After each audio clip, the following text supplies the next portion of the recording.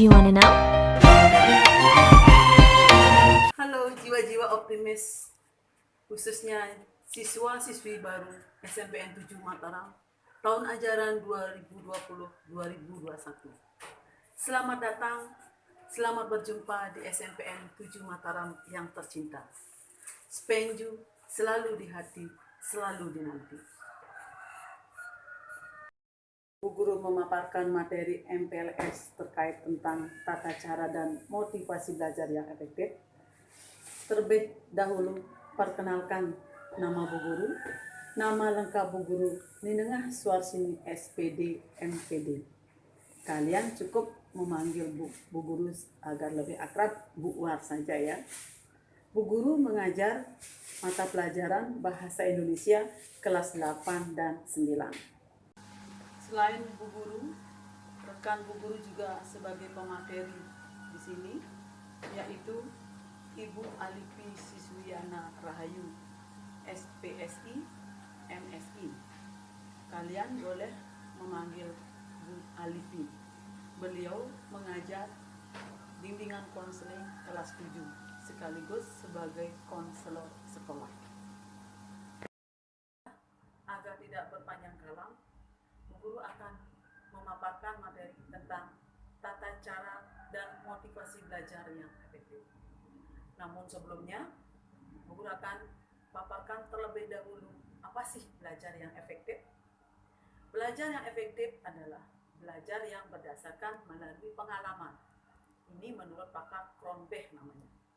Selanjutnya, ada pakar yang lain yang mengatakan bahwa belajar yang efektif adalah belajar produktif dalam waktu tertentu dalam mengerjakan banyak hal. Ini menurut Luh Muriasi. Kemudian, apa sih ciri-ciri belajar yang efektif itu? Ciri-ciri belajar yang efektif itu adalah belajar yang menyenangkan, dalam artian bahwa kita tidak merasa terbeban untuk belajar. Ciri yang kedua yaitu terjadwal dengan baik. Apa maksudnya terjadwal dengan baik? Kita akan membuat penjadwalan apakah kita akan menggunakan jadwal pagi, siang, atau malam dalam waktu durasi tertentu. Yang ketiga yaitu tidak memakan waktu. Artinya jangan jadikan sebagai beban buat belajar itu. Durasi belajar yang paling bagus itu adalah 50-10. Dalam artian 50 menit untuk belajar, 10 menitnya untuk merefresh otaknya. Kalian saat 10 menit itu bolehlah membuat permainan atau melihat bermain game dan sebagainya. 50 menitnya gunakan untuk belajar. Selanjutnya, Bu Guru juga akan memaparkan apa saja sih tips belajar yang efektif itu. Di sini Bu Guru akan memaparkan ada 16 tips belajar yang efektif. Yang pertama, berdoa. Jangan lupa berdoa. Kemudian yang kedua, pahami apa yang menjadi gaya belajarmu. Dalam artian apakah kamu senang menghafal, atau menonton sambil belajar, atau menulis sambil belajar, dan sebagainya.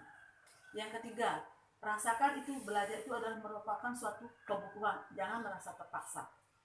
Yang keempat, cari tempat belajar yang nyaman. Yang lima, rutin dan tidak lama. Dalam artian lama tapi tidak berguna. Lebih baik rutin dilakukan dalam berapa jam atau 1 jam, kemudian selanjutnya yang keenam itu adalah bagi waktu belajarmu. Dalam artian kapan waktunya untuk kamu belajar, kapan waktunya untuk kamu bermain. Yang ketujuh, lakukan diskusi. Kalau kamu tidak pahami, tanyakan kepada kakakmu atau orang tuamu atau bahkan teman sejawatmu. Yang kedelapan, cari cara agar bisa konsentrasi. Yang kesembilan, pahami, jangan menghafal. 10, bertanyalah. Budayakan, jangan malu bertanya.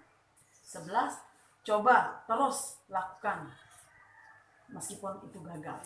Yang ke-12, sukai mata pelajarannya. Jangan tidak disukai. Gurunya tidak disukai, otomatis pelajarannya tidak disukai. Jangan seperti itu. Yang ke-13, manfaatkan fasilitas yang tersedia. Buat review atau peta materinya. 15. Buat kesimpulan dan ajarkan kepada yang lain. Jangan ilmunya dipendam. Yang terakhir, coba ikuti latihan soalnya. Kalau tadi Bu Guru memaparkan tips belajar secara umum, sekarang Bu Guru akan paparkan bagaimana sih tips belajar yang efektif selama pandemi ini. Yang pertama, temukan ruang belajar yang nyaman. Yang kedua, siapkan perlengkapan alat belajarmu berupa buku, alat tulis yang lainnya. Yang ketiga, pastikan jaringan internet atau kuota.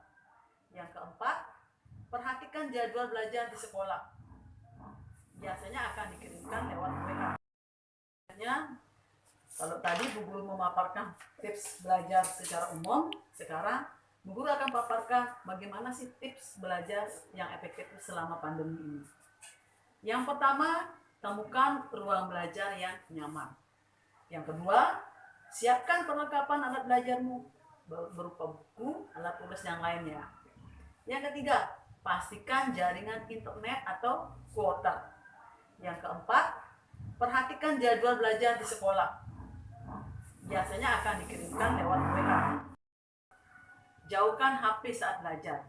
Lebih baik fokus gunakan laptop atau komputer. Yang keenam, jaga kesehatan selama pandemi ini. Dan selanjutnya jangan hanya sekedar di pandemi saja jaga kesehatan.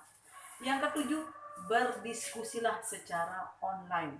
Di sana kalian bisa melalui Zoom meeting dan sebagainya. Yang kedelapan, buat catatan atau review. Kalau tadi Bu Guru memaparkan tips belajar yang efektif selama pandemi, sekarang kita akan lebih fokus kepada pembelajaran selama pandemi ini, yaitu kita menggunakan pembelajaran daring. Apa saja yang familiar pembelajaran daring? Yaitu ada WhatsApp atau WA. Yang kedua ada Telegram. Yang ketiga ada Zoom. Di sini kalian bisa bertemu dengan teman-teman secara langsung. Yang keempat ada Google Classroom. Yang kelima ada Google Form.